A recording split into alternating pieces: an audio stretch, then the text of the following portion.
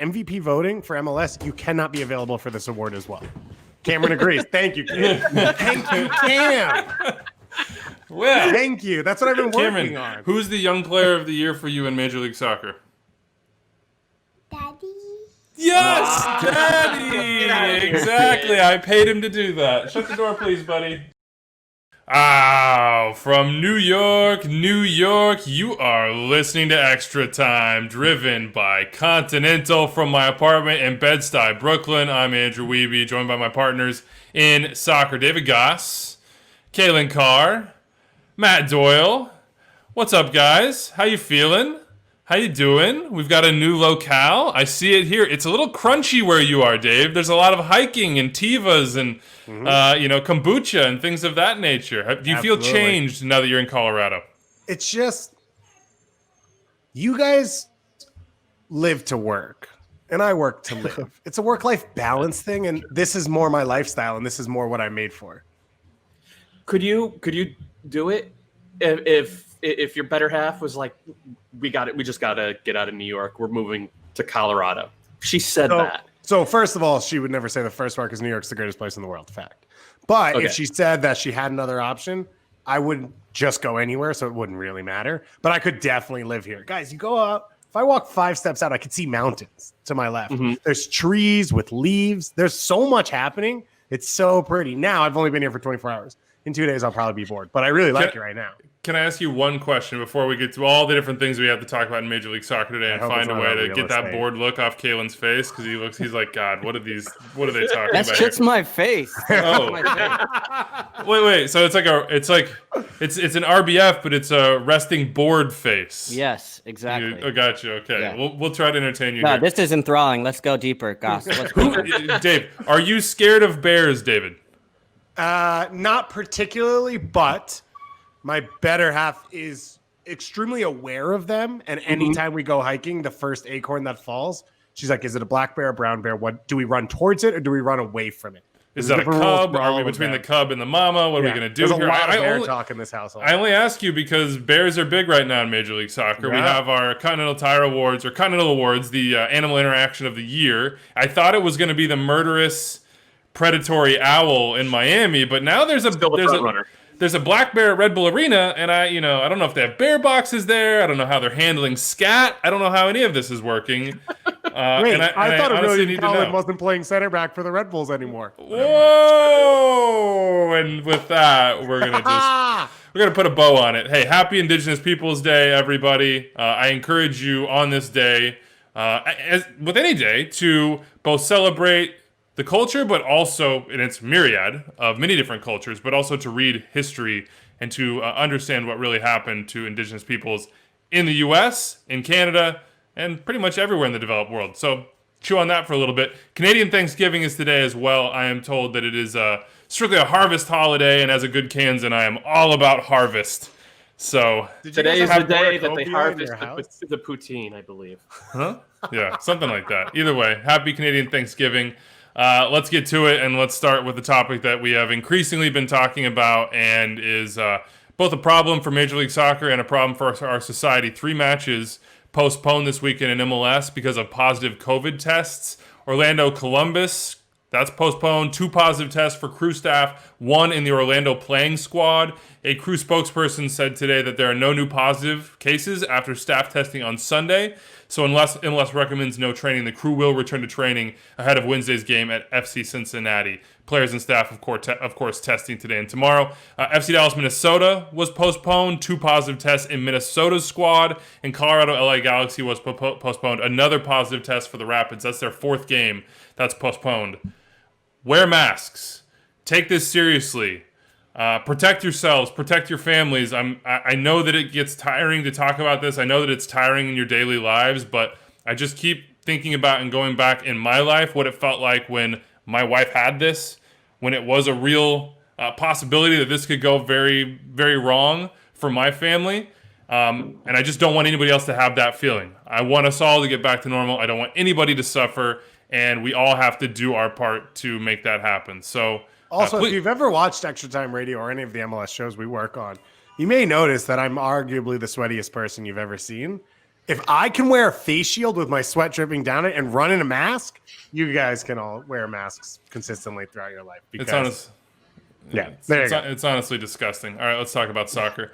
Red Bulls, they made a trade. They traded for Caden Clark's rights. Caden Clark had played for the Baby Bulls for Red Bulls 2 already. He had been very good. David Goss had called those games. Minnesota had territorial claim to him because he was in the Minnesota Thunder Academy. They got $75K GAM, and the Red Bulls said, you know what? Straight out onto the playing field you go in Major League Soccer, Caden Clark. And Caden Clark said, bang.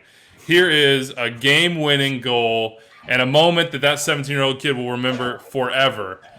What a moment. I think it's the biggest of the weekend. It's what I would tell somebody who walked up to me and said, what happened in Major League Soccer this weekend? And I would say a 17-year-old with a bright future scored his first goal. His name's Caden Clark. Go watch him. It wasn't just the goal. It was much more.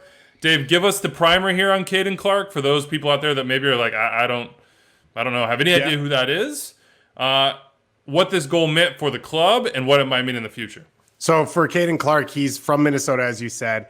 I think he's one of those athletes you see, young players who always knew he was going to go pro. So his idea of how to develop him best and kind of move him around. So he was in the Barca Academy in Arizona, which the new New York Red Bull Academy director was a part of. So he, along with a couple other players, came to New York, signed a USL deal. There was question marks just how much he'd play. And then because of COVID, a lot of the players who were expected to be the major part of the USL team were in Florida. And so all of a sudden, these 17-year-olds had to become the central force of a team. He started and played almost every single minute at the 10, which I don't even think is his best position, and finished the year, because it's now over, tied 5th in the USL for assists total. So that's what he's capable of. He's a high coverage player, covers a ton of ground, really clean technically. And I think you saw that from this goal. Balls bouncing up, halfway up, awkward spacing, and yet he's still able to get his laces through it enough power to get it into the back of the goal. And you saw that all season with him. Is he's always an option, and he's always clean in his first touch and ready to go on to the second touch. I was talking to Doyle a little about him before the show, and I think his best position is a little deeper on the field because he can be more effective, and he's not the final ball wants to dribble a guy number 10. But I think he's a guy who can still create goals and create chances. But what you see for New York is they get high-level technical players who understand the system and work hard. You can kind of play them anywhere. Mm-hmm. And that's what you saw with Tyler Adams. He just had to get on the field, and you're going to see that with Caden Clark out wide. And then as they get their feet and they're able to establish who they are at an MLS level, then you can start to put them in their best positions or put them in the spine of the team and allow them to build. I think he's one of 3 to 4 players right now in the Red Bull Academy who's ready to play in MLS, and I think you're going to see it over the next 18 months. So who are the other 3 or 4? Omar Sow, who has scored about 150 goals in high school and has killed it. Jake LaCava as well, who is a part of the Red Bull Academy. And I think Jordan Morris is a decent comp for him, just like barrel-chested running back who can finish and creates chances. So those are the ones that I think they're all highest on. And then they've got a couple pieces in central midfield. The question is, are guys going to college? Are they not? How soon will you see a few of the other ones? Joel, you tweeted after this goal, I believe, something about, hey, give him 18 months and we'll see him at RB Leipzig. Mm-hmm. Take me through the let's call it the thought process behind said tweet. Let's get the TikTok. What were you thinking? Why were you thinking it? And what did you see in this game from Caden Clark? I've heard from reliable sources that the deal he signed has just a clause that come 2022 he's off to RB Leipzig, not Salzburg. The Red Bull mothership is that high on the kid that they think he's a player for a top 3 or top 4 Bundesliga side. So, and he has looked the part every time he has taken the field this year, whether it was in USL or MLS. And we saw in this game now the Red Bulls, they won 1-0 over against an Atlanta team that was struggling, or that has been struggling, and looks like they will continue to struggle. But it's not often that you get a kid who walks into the first, into the first team of his MLS side and is as comfortable on the field as this kid looked. And he played, kind of a wide attacking position. He drifted inside a lot. As David said, this is probably not his main position. It didn't matter. He was just really, really good on the day. And I think there's a lot of reason to be excited for this team, or excited for this kid if you're a Red Bulls fan, because he does offer a little bit of cleanness and cleverness in attack that this side is kind of missing at times. And you need that to get the type of wins that this one was. You need that to get the type of wins that get you into the playoff, above the playoff line and into the playoffs. And with these 3 points, the Red Bulls are, I'm not going to say sitting pretty, but they are strong favorites to make the playoffs at this point. I like Can to we see just throw in just at the end here the fact that Minnesota, who is not even operating an academy, I believe right now, it's in some state of disarray, yeah. For territorial rights for a player who never played for them is ridiculous. Can we just put that out there? And I know youth soccer is super complicated and there are 87 layers of everything, but in short, that is ridiculous. I am on record saying that I think the more competition there is between academies for players, the better.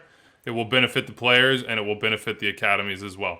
I don't understand why they got $75K, but hey, hope you use that money wisely, Minnesota United. Josie Altidore out here tweeting. Like, it seems like when young players do good stuff recently, Josie Altidore is just on the brink with his Twitter account. He's the new youngster. He's going to start making sizzle reels to young guys. Yeah, he is.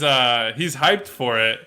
Kaylin, you're laughing. That's the first smile we've gotten out of you. What do you, as someone who saw these situations, young players trying to break through, trying to have these moments, who maybe had these moments yourself, what does a moment like this mean to a Caden Clark?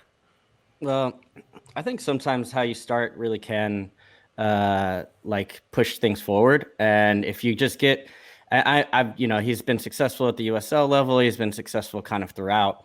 As Doyle mentioned, likely there's some big opportunities coming his way down the future. But if you don't start well, or if you don't really get an opportunity, I mean, that's kind of what the international, if you look at the international break across MLS, and if you just look at this season overall for young players, there's been a ton of guys that have been forced into service. And then, some are ready and some aren't ready. And I think about that when I interviewed Luchi Gonzalez last year.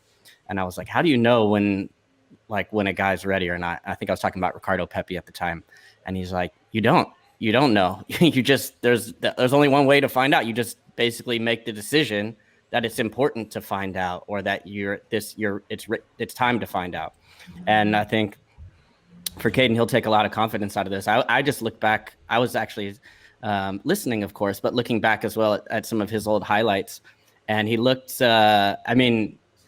looking through his play, I mean, he serves a great ball, finds the right pass. He's also really good on the turn. He reminded me a little bit of maybe Brendan Aronson, but a little bit stronger, maybe moving with the ball. Finds the ball more too. Yeah.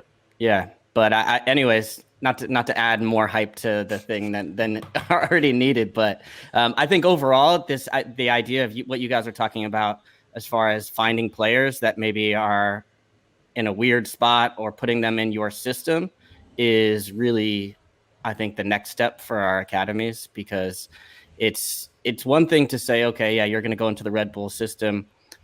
But I think that's been an issue with the Red Bulls for a while now, in my opinion, is that generally they've brought through players. And now, of course, there's been a Tyler Adams, and of course, there's been some really special players, but banking on being able to find them consistently in exactly your region, and New York's one of the best ones you can find, even still is difficult to bank on.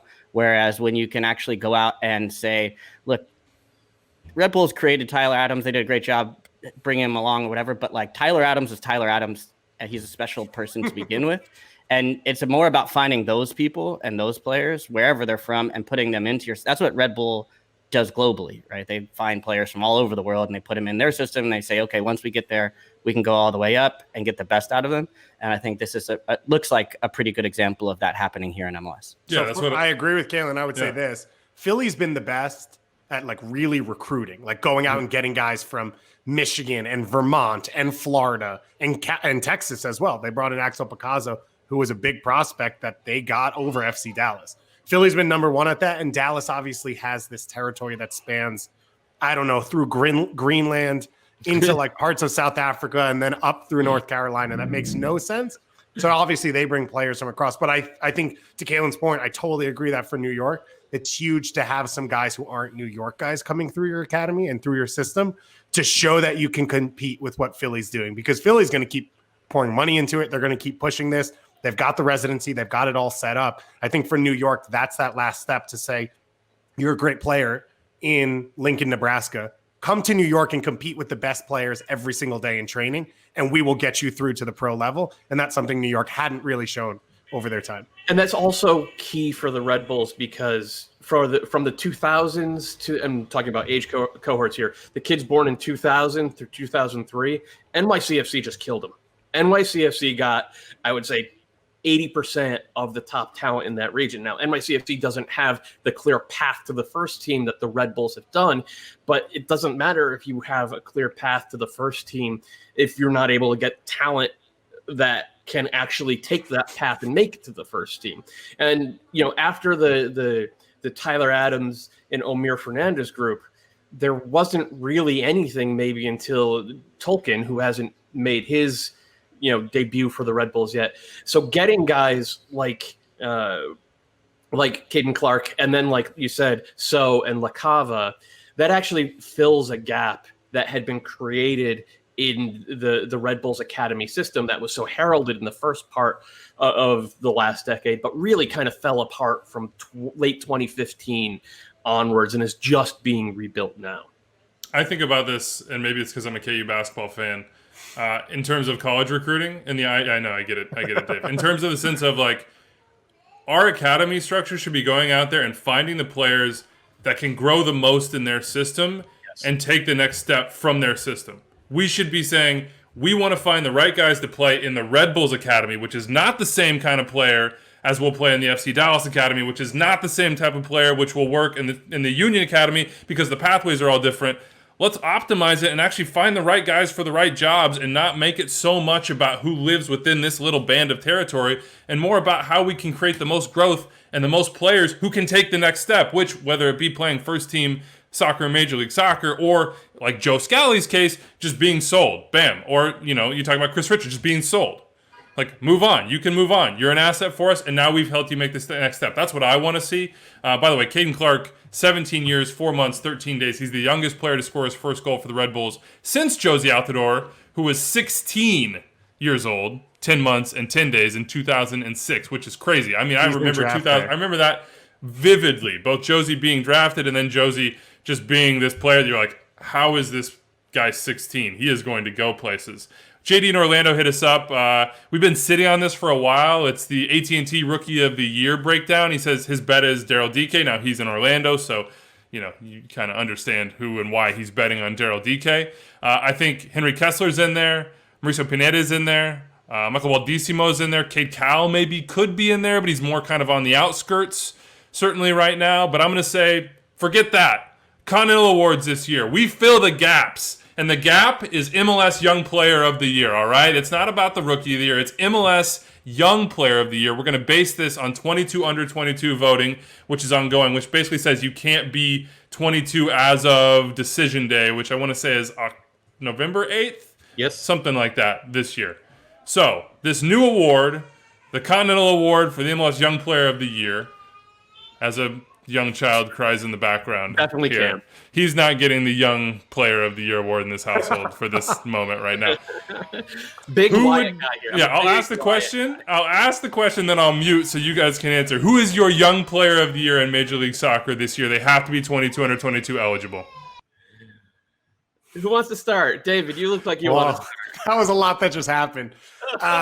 It's so Diego Rossi doesn't fit under this list because of that distinction, who's the obvious great young player. I don't know that there's one to me that's so obvious that it blows everyone else away. Paxton Pomacle's been hurt, which is a big one. You don't have to say that just for Doyle. You don't have to say just this for throwing Doyle. it out there. Okay. But in terms of production in MLS, I think Louis Binks has been one of the best center backs in Major League Soccer on a team that's Get out of here. firefighter. Stop it. Yeah. What is wrong with you? He's 18 years old and he's played at this level. They moved him into center back because the rest of it was a waste. What?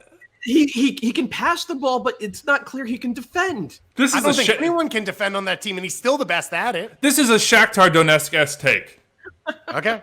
This is insane. Don't ask me first if you guys okay, fine. Okay. I would put Mark McKenzie above, for sure. I would put James Sands above him. We're just talking about like center back defensive players right now. Mm-hmm. For sure, those two. I would put Brendan Aronson, Cole Bassett. I would put definitely Brian Rodriguez. I know that I love Cole Bassett, but he's played like 400 minutes.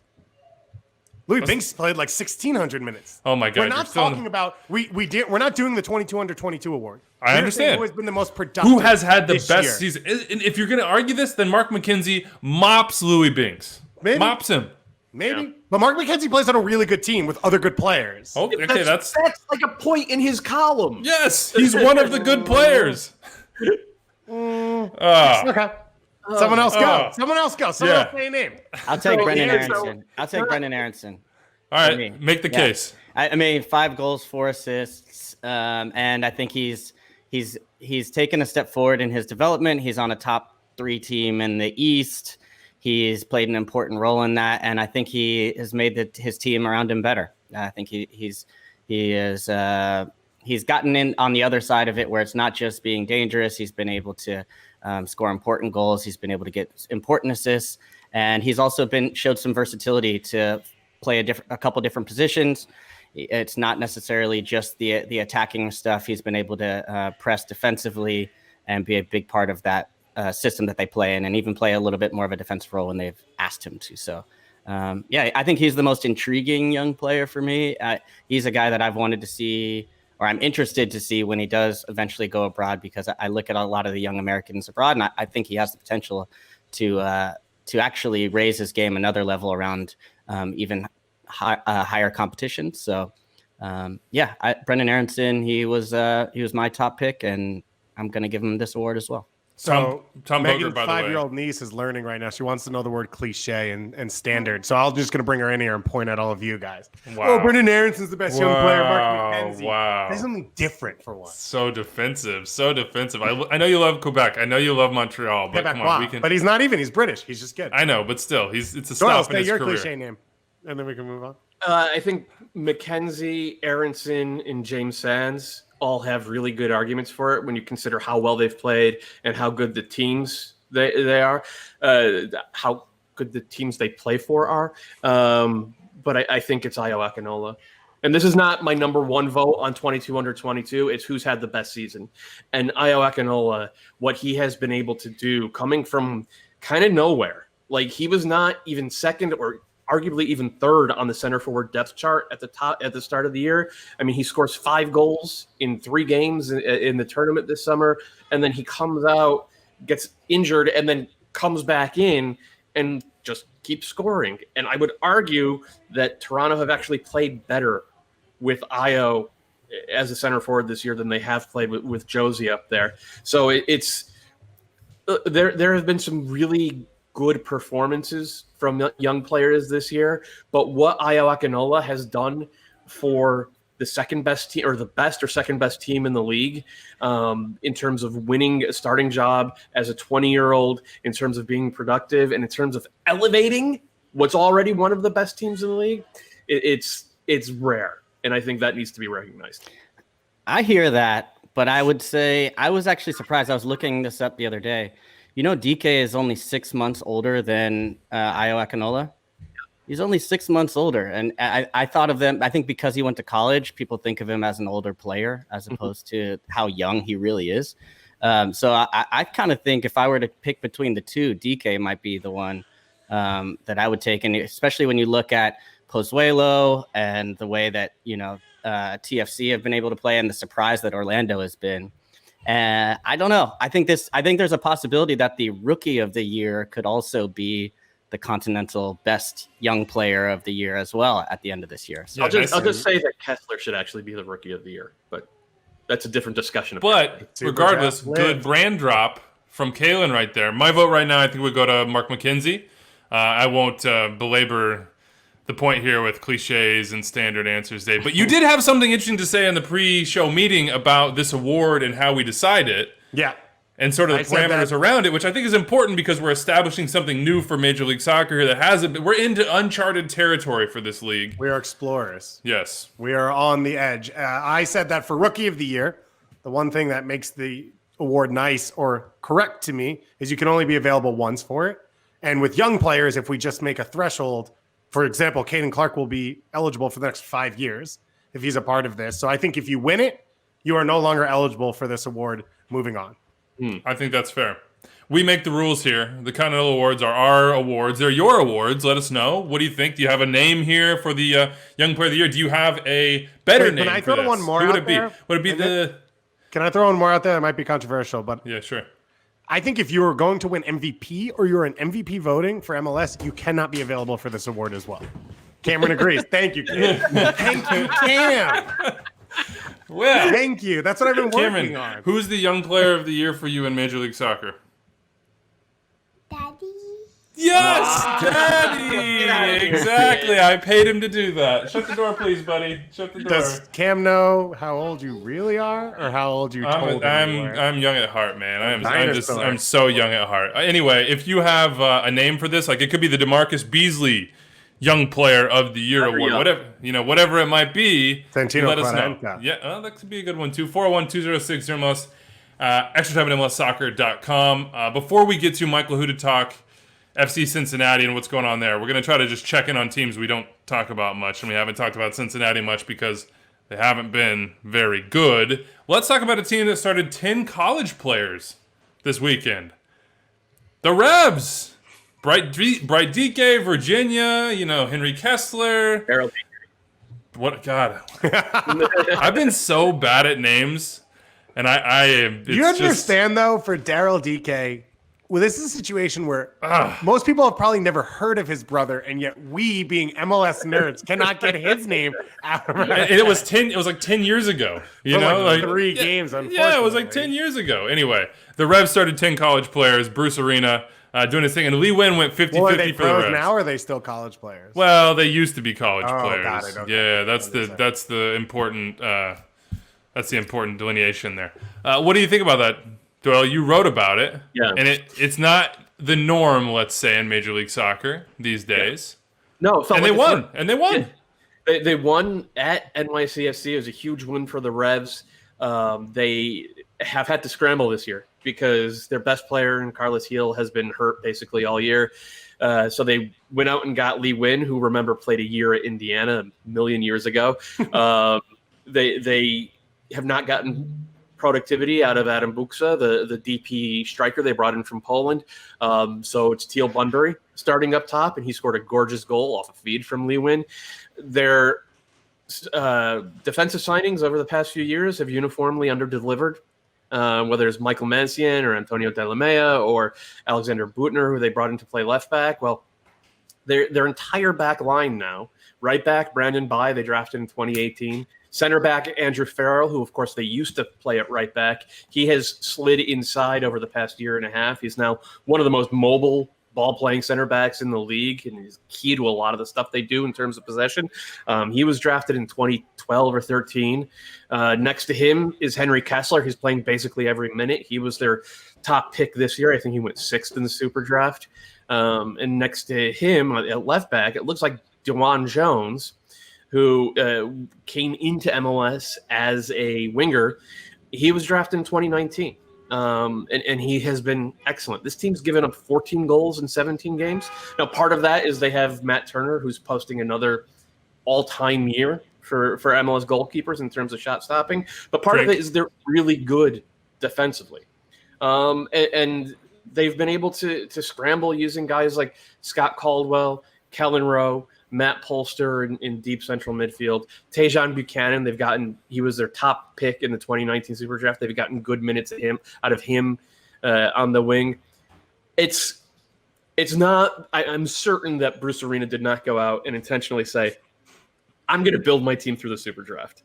I'm going to find these talents who other teams have overlooked and I'm going to get the best out of them." I don't think any manager in MLS these days thinks about building a team like that. But he has built his team like that because they have been they've been more missed than hit with their imports. And the fact that the Revs are where they are, which is comfortably mid-table in the Eastern Conference, which is one of the best defensive teams in the league, just goes to show that there is still talent out there if you are willing to scout for it, find it, and develop it. And the Revs deserve a lot of credit for doing that. So passionate about that he spiked his camera and his microphone at the very end. That was Taquito. I don't know. God, all these. You know why? Because Taquito's like, college soccer is dead. Sign international players only, and that's always been the argument in the Doyle household. I am not a huge fan of college soccer. I am a huge fan of guys getting being overlooked just because that's the path they came through. And I would say the other part we've seen now, and this is going to happen slowly, but it's something we're going to see more and more of, is RSL just signed Noah Powder, who came out of the Red Bull Academy and now is 20 or 21. And to your point about college soccer is some guys will develop later, and they can't just be dismissed. But we're going to see, as less players go to college and more go into the academy, more of this. Oh, it didn't work there. It can still work. That's my alarm going off as the girls go to the swings in the back. Yeah. Come on, guys. It's a stay-at-home day, as I've officially been told. That's when we don't go to school. That's when we stay at home. Yeah, that is what it's called. Stay-home days. It's a mess, says producer Anders. A lot going on here, says producer Chris. I think that's a sign for us to move on. The show's been a little static for a little while. We needed to bring new characters in. Exactly. Oh, wow. There's a lot of kids playing with swings on your neck of the woods. Kalen's sitting here with his gallery wall, and he's just like, my life is refined and sophisticated. I have no distractions. There is nothing to keep me from giving my best effort at all times. Toronto FC, as we speak of Iowa Canola a while back, that was not the best transition, but we just got to get it moving here. 2.18 points per game. Got a win against FC Cincinnati that was almost not a win because there was a little push in the back at the end of this one. First it was a PK, then it wasn't a PK. Robert Sabiga, I think, had a difficult decision, and we'll talk to Michael Lahoud about whether he made the right one. But they're the first team to clinch a playoff spot, is Toronto FC. Quickly, Kalen, what does that say to you about what they've done this year and about what they are as a club, really? Not just a team this year. It's a sustained thing. Nothing, really. Oh, beautiful. It's just, Toronto clinching a playoff spot? When was the last time they missed the playoffs? I guess the fact that they're doing it through the adversity that they've had makes it more impressive. But that's also nothing new either. They've been able to go to MLS Cups with injuries and adversity and roster changes, losing designated players, bringing in different TAM players. They've constantly been able to adjust, withstand, find new players, make good signings, and make it work. So it actually, to me, it really doesn't say anything. This is completely what I expected from them. If they set a points per game record, which they currently are 0.05 points per game better than the previous record holder, I see you shaking your heads. No, because the schedule's all whacked. I respect it, but it's it's not the same. No, it's like they deserve a ton of credit for it if they do that, and whoever wins MLS Cup and wins the Supporter Shield, they deserve a ton of respect. But there's always going to be an asterisk this year. Yeah, as Anders put it in the rundown, quote, nothing in this year's regular season counts. Oh, so Seattle loses one game. They're not Supporters Shield leaders, and now nothing counts. Awesome. Cool. All right, so let's turn to the other side of the field, and that is FC Cincinnati. We're talking to Mike Lahoud, half man, half amazing, part charming. He paid me to say that. Mike, what's up, man? How you doing? Hey, what's up, guys? Thanks for having me. Yeah, no doubt. It's an AT&T 5G call to the field, and we're glad to have you. And we start with this. Jaap Stam says a bigger team would have gotten that penalty call. And if you didn't see it, Omar Gonzalez with what I'm going to call... Okay, I'm not going to coming poison... together? Are we going to use the term? No, I'm not going to say anything, actually. Was it or was not a PK? Mike, what do you think? I'm usually Cincinnati biased, but that wasn't a PK. I think Omar's a big dude, and he gave him a little bit of the armbar in the back there. But if you're calling that, then there's a penalty kick every game because it's physical in the box. It was a desperation play from the Cincinnati player. I think it was Alan Cruz. Yep. But they're just not getting calls going their way left and right. And a lot of teams are getting calls because they're picking the ball out of the back of their net, throughout the season. So it's what happens when the season's going really bad. I didn't want to poison your viewpoint on that one, but I agree. Let's just call it embellishment from Alan Cruz. He felt There's something. Contact on the legs, though. Was there? I thought there was. I didn't see any. A little I agree on the top level contact, not enough for a PK. I thought maybe there was a little on the legs, but I trust half man, half amazing. What am I? Yeah, I mean, look, he's part charming. You got this one right. It's been a struggle. It's been a struggle from moment one for Cincinnati and MLS. until now, whether it be coaching, signings, all manner of things, scandals, just throw it into the pot and stir it around. Yeah. What has happened this year in your mind? Because I remember back in February and March being excited. I remember being on the Jurgen Locadia train. I remember thinking Yuya Kubo was going to be a big difference maker for this team. I remember thinking that this was maybe a playoff team. Man, a lot's happened. COVID and 2020 have become the great equalizer in sports. And for every team in sports except the LA Lakers, shout out to the king himself for getting the dub. But with this team, the worst thing that happened was that there was a little bit of a break. When you have momentum going with you, you saw it with the Portland Timbers. They struggled and they won the MLS's back tournament. So it took them time to gain momentum, teams that we're used to seeing being on top. And if you're a team that had a successful tournament like FC Cincinnati, a break was the worst thing that probably could have happened, because although it gives you time to rest, you lose a bit of that sharpness. You're in a different environment. You're in the bubble before, and now you're back in your home market where you haven't been for months. So I think that was one of the many dominoes that fell against them to start this restart of the season. One of the big moments for them as a club was the need to bring in Jaap Stam during the COVID-19 layoff and all the things that followed with that. From seeing him, from watching the team, from hearing him speak, being around him, all those things. What do you make of him as a coach in MLS and maybe what he's trying to build in Cincinnati? Look, being a former FC Cincinnati player, I can tell you this. Everything is centered around the start of that stadium. And the fact that to get out of the shadow of Nippert and UC and to have your own project and your own home, that is a requirement for every MLS team, and it will be a massive play for FC Cincinnati. So to do that, you have to bring in a big name. I'd like to dub it the Nightmare on Bearcat Way with Alan Koch in the start to his MLS career. Oh, yeah. And then, we'll call him Voldemort, because he who shall not be named, the coach that came after, and the debacle that happened there. So the club was desperate to right the wrongs of what happened in the first year and a half and start fresh with a big name. And if you're Dutch, Jaap Stam is one of the biggest names that you can get as a coach right now. What is he trying to do? What can he do in this year? Like as he comes in such a weird time with a roster that's kind of discombobulated in a lot of ways, it feels like, what can Jaap Stam actually do to build the foundation? So when you do open that stadium, which looks awesome, by the way, as I see all the sort of construction photos, that the product on the field is something that they are proud of. Because if you look at the standings right now, if you look at goal differential, if you look at goals scored, it's hard to say that you'd be proud of this.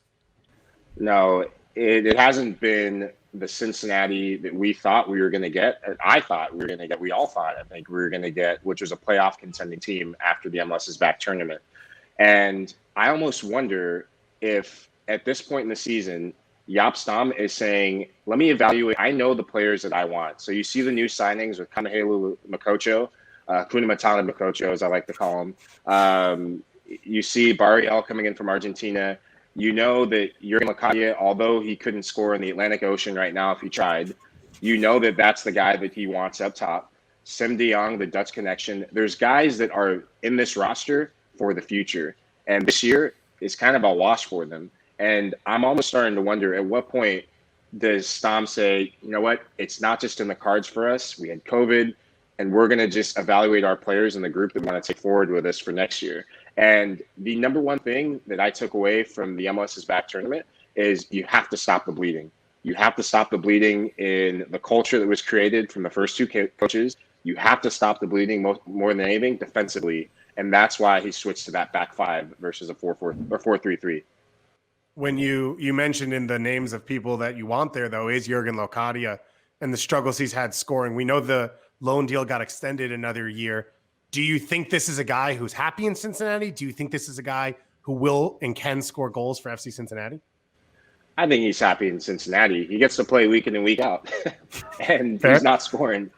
I think his frustrations, and we all know how strikers are, and they want service, they want support.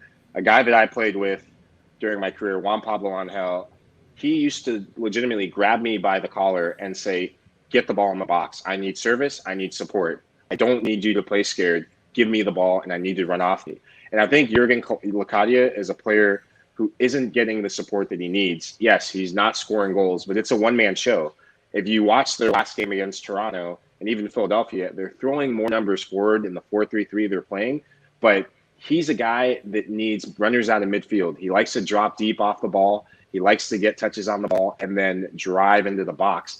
And he's just not getting that. The wingbacks aren't even getting forward.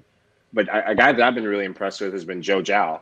He's been the one consistent performer this season who's made a case that he belongs next year and beyond. What about Frankie Amaya? Because he's one of those guys that on this show, we always go through the play your kids. And, of course, he's the #1 draft pick. But he has the U.S. Youth National Team creds. And he has something about him. If you look at, like, defensive actions among midfielders, he's at the very, very top. Now, he plays next to Madunian, so he kind of has to be doing a lot of that stuff. But he feels like a guy, if I was Cincinnati, I would say, okay, that's something that we can start from in the midfield. I agree with you. I think Frankie, I know for a fact that Frankie is someone that they're very high on. I know Jaap is very high on him because of that defensive work rate. Defensive coaches tend to love players that have good defensive instincts. And Frankie, that has been one of the best things, revelations of this season. Not just that goal that he scored in the tournament, but it's been his defensive transition, offensive transition. And you see in the games that Harris wasn't in, Frankie played that deep line playmaker role and even defensive midfield role. He's got the legs, he's young, and he's adding a different element to his game. Frankie will benefit from having just better players around him, more committed players around him, and players who are just as mobile. And I think we have not seen the best Frankie Amaya yet. He's young for one, but I think he has a bright future. I love Frankie Amaya. I agree with you. I'm very excited to see all those things. One of the pieces we thought would help for them, not Locadia up top, but also Kubo, to take off some of the creative load to make life easier for those midfielders. What do you see from his game? Where do you think he fits best? And do you think he's a guy that's going to be part of these building blocks for Jaap Stam going forward? Oh, man, I'm a closet Kubo fan who's coming out right now on this show. So, Kubo, I'm out. Welcome. I love his ability to play that free roaming second striker, almost attacking midfield role. You saw that in the MLS's back tournament. Him and Ragatin played very well. They combined well with each other to get FC Cincinnati out of pressure. And look, Kubo is not being used, and he hasn't been used in his best position this year because of the need to have more people back because of defensive frailties. And this team was set out to be 4-3-3, and Stam is Dutch. So every Dutch coach practically is going to set you up in the 4-3-3. And after that Columbus game, Jaap Stam took a big swig of something, a hard Dutch drink, and said, this ain't working the way I want it to. And he's had to drop Kubo further back, almost in a box-to-box midfield role, which isn't his strong suit. So I think solidifying that midfield more and more, you'll see a better Kubo, and having Kubo play higher up the field with Locadia is his best asset to this team. Mike, you've seen this Cincinnati team in, let's call them different times, more joyous times, certainly. What is your read on the fan base right now, the supporters and the way that they're dealing with this season in particular? Man, I have fond memories from being in Cincinnati. When I was in Cincinnati, we were popping bottles of champagne. Now the fan base is popping bottles of Coors Light. Just to get over. Popping bottles of aspirin, man. Just trying to get the headache to go away, huh? Yeah, no, extra strength, actually. Yeah. But no, the fan base is I'd say half the fan base is frustrated. Majority of the fan base is frustrated. This fan base loves this team. They have high expectations for this team because what we were able to do in 2018 was make history and have a winning team. The city of Cincinnati is an amazing sports town. And as you know, in sports towns in the Northeast, you guys are in a sports town in the Big Apple. When things don't go away, people start asking questions that's uncomfortable. Why are we doing similar things? Why are we giving up goals? But I think that the fan base is also really excited for this club to create a home for itself. And the stadium will be a breath of fresh air. You said it. It's a beautiful stadium. Jeff Birding, if you're listening to me, I prefer a suite, not just season tickets. But you can hashtag that. But the fan base, it's almost this anxious waiting period of when are we going to get over the hump? When are we going to say we've arrived in the MLS? And I don't think this year is going to be it, but I do think the more that Stom can get the right pieces, whether if there's activity that can be done in the transfer window before it closes for the league at the end of this month, then please do it because the team needs it. But an added aspect that I've challenged the GM Nykamp to do is there's such a focus on foreign talent that there are good domestic players. They're just building their academy. So look to them to look to the academy to get young talent. And there are good domestic players throughout the soccer pyramid in the U.S. And I think FC Cincinnati needs to dive into that pool as well. Let me ask you this. Do a little experiment for me. Think 5-10 years in the future. Let's say 2030. The stadium's built. The training ground's built. FC Cincinnati's been around for a while. What is the whole experience like? What's the soccer culture in the city? And when you think of this club, you mentioned domestic players. What is the dream scenario? Is it a Sporting KC that's built partially through the draft and has that core and then adds an international piece on the top? Is it a Portland that always goes international? What do you think how do they fit into the mosaic that is MLS? I think FC Cincinnati under Nykamp have laid out their stall and said, we're going to go heavy international, which in the MLS, that's one way of doing it. You saw Atlanta United, they had instant success, but Atlanta United, they also had a core of American players. MLS, you need to be successful. You need a core group of veteran American players who have won things or have gone pretty close. You look at the Atlanta United model. You had Darlington Nagbe, MLS Cup champion. Michael Parkhurst should have been an MLS Cup champion in New England, but World Cup veteran. Jeff Lorenowitz, MLS Cup champion. For me, those three guys, Brad Guzan, those four guys are and were the heart and soul of that club to get them going. And I think what FC Cincinnati is missing is that core group of American talent that are veteran, experienced, and bring a winning culture. That know the league, know how the league functions, and can grab the foreign guys by the scruff of the neck and say, "Hey, follow me. I'll lead us to victory." Because the foreign guys have the talent. Now it's just getting the American, foundation to get this thing going. I think I'm with you here, Mike, that this year is not going to be the year for FC Cincinnati, but there is something there. Like being there, and David's going to make fun of me because, of course, I was in the march. The march was awesome. We'll never forget the march. I did love the march. There's just something about the culture. I think if they can get a little bit of traction, the city will be right there where it was, as you said, popping bottles. But before we let you go, I do have to ask you about a man named GB Fall, because we're doing our cult hero strikers here in a little bit off of Erik Hurtado's banger this weekend. Tell us who your number one cult hero striker in MLS history would be, or just tell us a good GB Fall story. I'm open for either of those. So I miss GB Fall. I came in the year after. So since we're talking Cincinnati, I will stick with Cincinnati cult hero. I vote myself personally, but nice. We're not talking about so I digress. No, the guys on I do some work with Cincy Soccer Talk. The guys on the podcast there, we talk about cult heroes and we talk about this stuff all the time. And a guy that would be my choice for cult hero striker is Danny Koenig. He's the Danish sensation. Yep.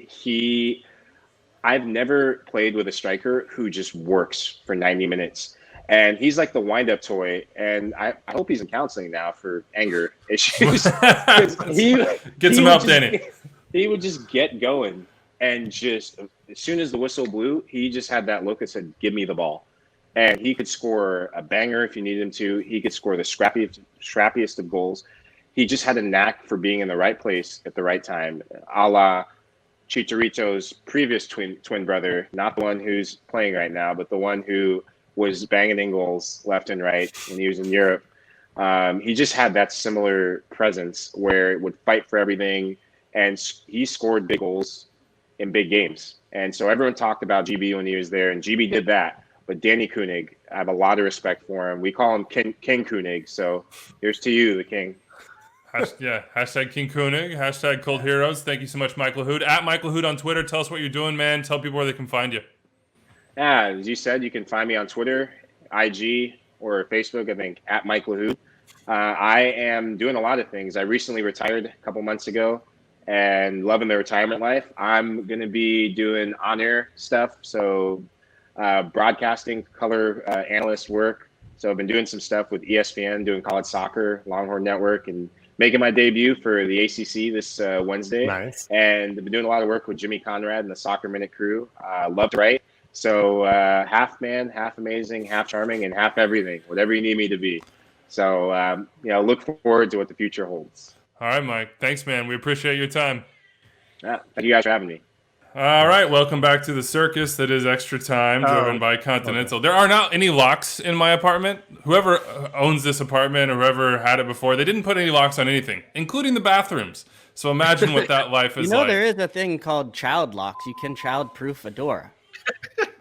I don't know. I don't have kids, but I actually think you can do that. I've been to places. They're tricky. I couldn't even figure them out. I'll look into that. All right. LAFC. Can we do a fact check on Kalen heading into that? Sure, fact check him. Hit it. Because you asked the question, Kalen, when's the last time Toronto missed the playoffs? As if it was a long time ago. That they weren't in the CONCACAF Champions League final, representing Major League Soccer and sacrificing for you, Doyle. I didn't realize there were that many caveats. They gave their playoff lives so you could see the MLS flag risen in the region. All right, thank you. All right, let's talk about Seattle, who many were saying, the best team in the league, and then did lose 3-1 to LAFC without Diego Rossi or Brian Rodriguez, who are with Uruguay. Mark Anthony K, real quick in this one, hurt. LAFC saying that his X-rays came back negative, which is good news, but you could see that swelling, even just him walking off the field. And that I don't want to diagnose, and I won't, but that would, if it's not a break, it's ligament damage, you would think, and I would think that would probably mean that he's out for the year. TBD, we'll wait to hear more from People LAFC. Didn't actually know, but the biggest thing Weeby can bring to this show is ankle injury knowledge, because that man, it's not even glass. I don't even think it's that structurally sound to be glass. Just I've never seen it before. Glass would imply that there is structure to it, that there is like a rigidity, whereas there is no. I'm just like, they're just flopping around in the breeze for me. But when Weeby puts on his ankle braces, it's similar to watching an NFL player suit up. We had to pan out. We had to reorganize our studio to pan away from Weeby's ankles. That's true. The era of the boot I had forgotten about, and also the era of me not able to walk to and from the chair and just throwing a shoe on over my swollen ankles. Anyway, we've digressed. What do you think of this LAFC win? What do you think of the fact that it looks like they're going to sign Colombian center back Jesus Murillo from Independiente Medellin? He's had Copa Libertadores experience, about 5-6 years as a starter in the Colombian First Division. What's going on with LAFC? Does this game represent more, Doyle, than just a good night against the Sounders? Yeah, I think it does. And it was a good night against the Sounders, but I think on balance of play, Seattle doesn't have much to worry about here. They played well, they just didn't finish, and they got beat a couple of times by a little sloppiness, but Seattle's going to be fine. For LAFC, it means a lot more than that, because they were tough in this game. They were tough even without, all three of their DPs, both starting wingers, and they were tough after Mark Anthony K went down. They were tough without their starting left back, and it felt like a gut check moment, and especially after Ladero scored that golazo in the second half, because we've seen LAFC in similar situations this year. They give up that one goal, and it turns into three real quick. And this one, they gave up that goal. There was 20 minutes left. They were up 2-1. It felt like Seattle had complete control of the game. And then LAFC got the third. And that was such a huge moment. And to get it from guys coming off the bench, taking their chance, and do it actually playing LAFC soccer. I'm not going to, LAFC are not the favorites this year. They're not anything close to what they were last year. But at times this year, they felt like they were an easy out. I think that's in the past now. I think that this team is going to go out there and more often than not going to be willing to go toe-to-toe. And hopefully from Bob Bradley's perspective, make fewer of the types of mistakes that have cost them so frequently, so much throughout the course of the summer. One of the things that's been odd to me about LAFC is they're better when they have width from the right back position. And so they've slid Latif Blessing back there to add that. And when you watch him in this game after the injury slide into central midfield, you see the things that have made him so good over the last 2 years. And it seems like you could get something from El Munir, or if it's Blackman. Jalen Harvey's played center back. Jalen. Sorry. What did I say? Jordan Harvey. I'm actually here for us to come up with ridiculous combo names on MLS. Play for the Bermuda national team, which just went straight into my brain. Oh my god! But he's played center back, and listen, I already know the answer. Bob Bradley is so much smarter when it comes to soccer than I am, and I don't disagree with any of that. And obviously, Atuesta being back in this game changes everything for the entire team because he's outside of Vela probably the most important player. But you just see Blessing in midfield. You see the way they play. You see, to Doyle's point, the LAFC soccer, and then the momentum and the energy in the team and the confidence. And it just seems like you could get – Mohamed El Munir hasn't started a game this year. And, yeah, he's a lefty, but can you get something from him that Latif Blessing, who's been one of your best performers, can play his normal position? Isn't that supposed to be what the Andy Nahar signing? Yeah, well, no, that's a whole nother conversation. Right, and Andy Nahar came off injured in this game as well, so we hope that he gets back soon. How does a new center back, Kalen, potentially change what you might think about this team? I mean, Walker Zimmerman, of course, they moved him. They got resources. You would think this is sort of this type of signing that they would be using those resources on. A 26-year-old Copa Lib center back out of Colombia. Eddie Segura worked out pretty well. Yeah. Well, it helps. The main thing is trying to get that midfield three back together, and that's what a center back signing does. Is it allows you to move Blackman over to right back. And then it allows Latif to move back into the middle. And part of the reason why LAFC and the big part of why they've been so good was that midfield three, the understanding they have, having Latif's energy back in the middle of midfield all over the pitch. And then you have Atuesta as the calming force and Mark Anthony Kaye. So while I was impressed by the match and the performance, and for an international break, when you have players that need to step up and get goals or find a result, it was a gutsy performance like that, because it could have so easily gone the other way, as Doyle said, when it was one injury and then the next. And it was I was just waiting for the Seattle Avalanche to just cave in. And look, they could have gotten that one with Will Bruin had just before halftime that I think would have changed the match. And then there was actually an earlier chance too on the set piece. Roldan had a header. Well, it was Leerdam also before that had it. Yeah, it was. Yeah.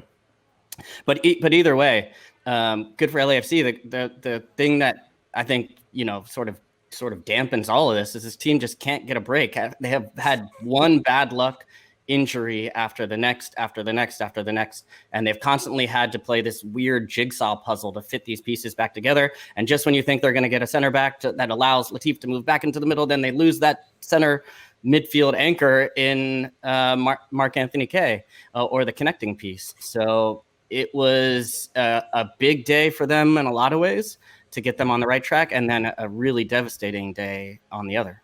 We wish the best for Mark Anthony Kaye, one of the best guys in this league. We love having him on this show, chatting with him. He's so big for Canada. Watching him play, too. Yeah, he's hoping so much it's a fun. short-term thing for him, something he can come back from. We were going to talk the Timbers because we got a lot of Timbers folks telling us that we haven't been talking about them. They've won 5 straight. I wrote the best signings column. We did it on here. We didn't talk about Nizgoda. We didn't talk about Mora. We didn't talk about Yemi Chara. I understand the Chara part, but the Mora and Nizgoda thing is starting to look a little bit short-sighted by us. Any strong feelings on the Timbers? Because this is a team that's dealt with that adversity. They lost their best player. Sebastian Blanco's gone, and they are tied with the Sounders atop the Western Conference. So I would say without Sebastian Blanco, this is a team that if they don't beat themselves, they'll beat most MLS teams. And so some of the times with Portland, you see them make mistakes in the back. But what you saw against San Jose was, and obviously San Jose is this whole thing. 2 of the 3 goals were just off giant San Jose mistakes, but Portland played consistent. They didn't let a lot of play behind them. They gave up a few chances on set pieces. Outside of that, they were consistent. They were clean. And then they have talent in all of these guys you said. Abobasi came off the bench in this game. That just shows the depth that they have to beat you in the attack. It's not going to be pretty like it was with Blanco and the ability now of Williamson to control the ball. It looked like it was going to be something different. It's really like a Diego Chara team, but he's good enough, and they are good enough individually to get to. I think this is a team that if they don't make big mistakes in the back, they can win the Western Conference. Are they favorites? No, but they can go to toe-to-toe with all of these teams in a playoff series. I mean, they've beaten Seattle a couple of times this year. Mm-hmm. And granted, when they do it, they They sit deep. They make Seattle carry play, which is fine. That's exactly what you should do against Seattle in almost every case. But it does come down to the big if with Portland is if they don't make mistakes in the back. And they did make a bunch of mistakes in this one, but it's San Jose. It's not Seattle's attack. Well. It's San Jose after San Jose won 3 games. Yeah, so you knew they were going to get smacked. Right. It was a guarantee. Like that, if just annihilated. Yeah. But no, I mean, in a playoff series against Seattle, I still think that the Sounders would be favored, given assuming a full squad for Seattle. But Portland, they have so many weapons, and we know that on his day, Steve Clark can still be a match winner in this league. The back line is a bigger if than I think they would like it to be at this point, though. TBD for the Timbers. Before we get to the mailbag here, I do want to talk about Erik Hurtado. We have to talk about Erik Hurtado. Erik Hurtado, baby. Eric Van Basten, Marco Van Hurtado, whatever you want to say, man. This goal that he scored is. It looked like we've been kidnapped. We just been Marco Van. Come on, Kalen. Stockholm syndrome, man. Join me. Get on the bandwagon. All right. You too can tell all over. Yeah, you too can tell stories about seeing Erik Hurtado at a airport in San Jose 20 years from now and have it actually matter in your life. By the way, Dave and I did see that, and we often talk about it. Interesting. This was a incredible. We talked about the fact that it was the day of a game and he was leaving while he was supposed to be playing in San Jose. We never understood that. But guess what? That's Hurtado, baby. It's all in your head. We are one of the only probably 2 or 3 people in the entire world who would see Erik Hurtado at an airport and remember it 6 years later and talk about it. Anyway, this goal was incredible. Taking it on the volley, top corner.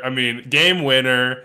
Well done, Erik Hurtado. My brother has been texting me during games for a month saying, Kyrie Shelton cannot start at striker. Please give Erik Hurtado a chance when Alan Polito's out.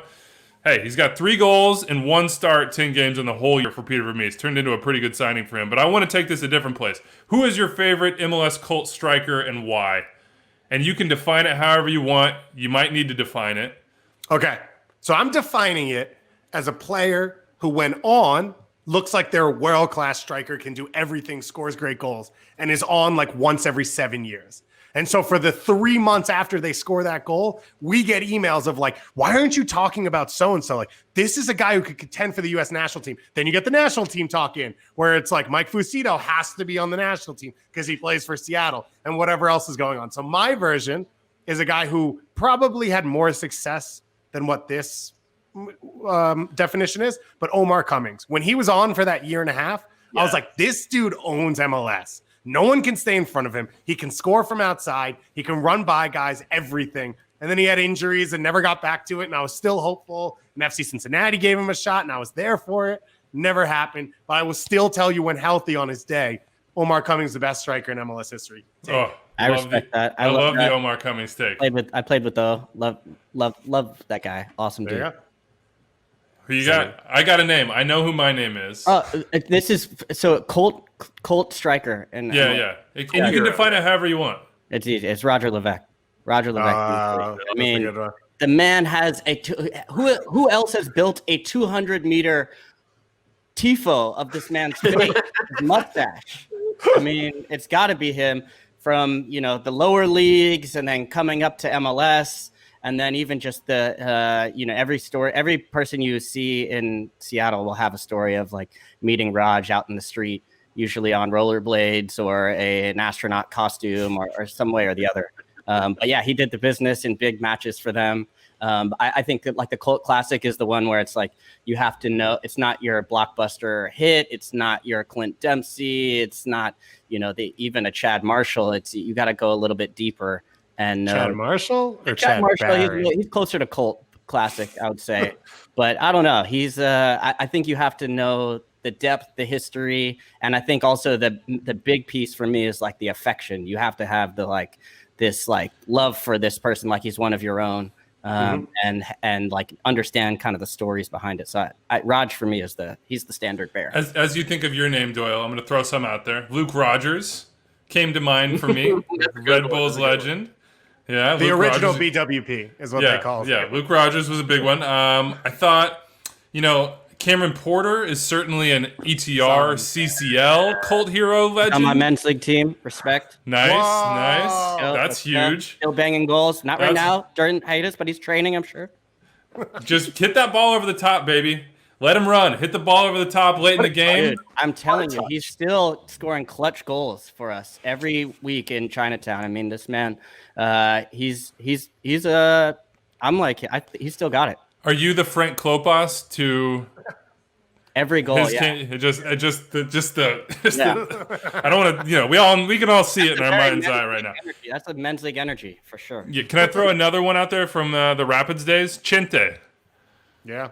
Chinte's a big 40, one. but he was more of like a 10 for them because it was sure. we create 0 chances and then he plays for 13 minutes and we win. Yeah, he was he was pre-Elsinho. Yeah. Yeah, that has to be somebody who because I don't think there needs to be a bar on how good you were. Like to me, like Wando fits in this category. He took off his shirt and went in the crowd and flipping around. He's a hometown kid, developmental player. Like he's a cult hero as well. But that's different than being like a weird striker cult. Right. Like we're talking Antoine Openo right now. Yeah, right. We're talking a guy who scored a goal and everyone's like, could he? Maybe. Should he? Should we? Oh, man, that's a good throwback. I like the Antoine Openo shout out right there. This is like, you would name this after Chris Wondolowski, like the early days, first year or two, reserve league Chris Wondolowski, as opposed to the been to the World Cup Chris Wondolowski. So he wouldn't win it, but it would be named after him. You have a name, Doyle? Because I have a name if you need more time. There's a bunch. I mean, Damaduro is someone who comes to mind because he scored a bunch of goals, but he was never the first choice. He had the flashy haircut. He was a lot of fun. Matt Kanji came to mind right after Kanji. You said Omar Cummings. I was like, actually, I think it's Matt Kanji from that team. Sire Sin, can I throw Sire Sin out here? Oh, Sire. I think you have to be like a cult favorite. And I don't think Sire earns that. I like them. Charlie wouldn't let you say that. Charlie loves Sire. For me, probably Rodrigo Faria. Because there's so many stories around this guy who was only in MLS really for 2 years. He was part of the combine, and Octavio Zambrano had him kind of throw the combine. He's like, we want to draft you, but we have the 12th pick in the draft, and you're never going to drop that far if you actually go to the combine and ball out. So he just kind of walked through the combine. He was terrible. MetroStars drafted him, and he won Rookie of the Year. Then he got traded to San Jose, and of course he scored that goal in that epic series against the Galaxy in the 2003 playoffs, where San Jose, they were down 4-0 and they came back and they won 5-4. So I think just because of, like, you're always going to remember Rodrigo Faria, even though he was never anything even close to the top of the league in terms of strike, and probably wasn't actually good enough to be a starter, but he has those moments. Oh, I love that you went with an Octavio Zambrano name, because I'm coming to finish this off with an Octavio Zambrano recruitment name. Birahim Diop, we've talked about him on this show before, the most unlikely hat trick in the history of Major League Soccer. Scored at an independent baseball league stadium, Community America Ballpark. The smile that this man had on his face in the locker room after doing this, this solves hunger. You know, like, it's the sort of vibes that I think would change the world if we could, like, bottle it and pass it out. But this is a guy that Octavio Zambrano went and found in the Gotham League in New York City. Like, he was probably playing for, like, $100 in goal bonuses just like around the city. They pulled him into Kansas City. I want to say he was a midfielder, and then they just threw him up top for a game, and bam, hat trick. And it was just, I remember being in that locker room covering the story, and the entire locker room was just like jumping around all over him as he was just kind of bashful and like, I don't know how that happened. Like, how did this happen? So Birahim Diop is my guy. We'd just be remiss if we left one name off. You talk about position changes, guys who could just play everywhere, score big goals. Aaron Wheeler has to be mentioned. All-time center back, central midfield, center forward. Right now, currently deciding between Van Life and Tiny House Life, which is classic. So, cold hero.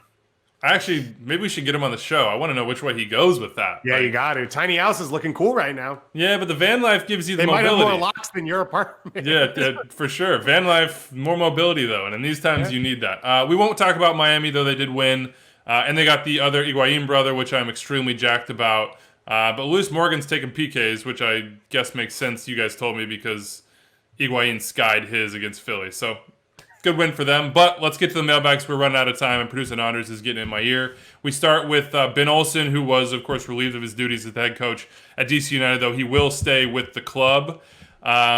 We have some mail about it. Before we get to the mail, though, I just want to get your guys' thoughts as this sort of this decade, this era, maybe 2 decades, honestly, ends for Ben Olsen. And my thoughts are pretty simple. It's that the league needs more Ben Olsens. Ben Olsen is a legend for both club and for Major League Soccer. What he represented as a player, what he represented as a coach, what he represented as a person, what he represented as a bridge between all those things and the supporters, which is what really makes, in my opinion, a league rich and go round, is unrivaled. And we need as many more of these guys as we can get them, and we need to celebrate them and keep them around for as long as possible. So I know it did not work out for him at the end of DC United. I know it didn't work out a couple different years within that as well, but he was the figurehead for something much larger and something that he did not necessarily have control over, which was the amount of resources that they put into that team. So props to Ben Olsen and everything he did. And I know there's the Benny Ball stuff is neither here nor there. And there were times he was the face of an organization that hasn't pushed themselves to compete at the highest level. And the face is what everyone's going to connect it with. But it's not like the team is better now that he's gone. So there has to be, as Pablo came on and said, an entire idea of how this club's restructured. And there's been rumors of coaches that have come out. And I think it's hard to say that when you don't know who you are. Unless you want a coach to come in and you want them to decide and say, we're a team that's going to always press high and we just want athletic players and that's what we're going to do and we're going to be different than other teams. And then you move that from the top down. But right now, the way they recruit players, the way they've built out their roster, the way they've run the team, I don't think there's a direction. And I don't think you normally start with coach. It has to start higher up. So Stephen Goff reported and Pablo reported as well. Some names in this, Jason Kreis maybe, David Wagner and Schalke just parted ways. David Wagner's name's floating around. Jill Ellis, 2-time World Cup winner. Jill Ellis is floating around. Of course, that would be a historic signing. Kalen Doyle, when you think about this club and you think about those names and maybe others, what makes sense in your minds? Hadn't thought about it. Honestly, that's fair, man. I think it's fair. That list seems, I mean, that's a small list. There's got to be a bigger list than that. Yeah.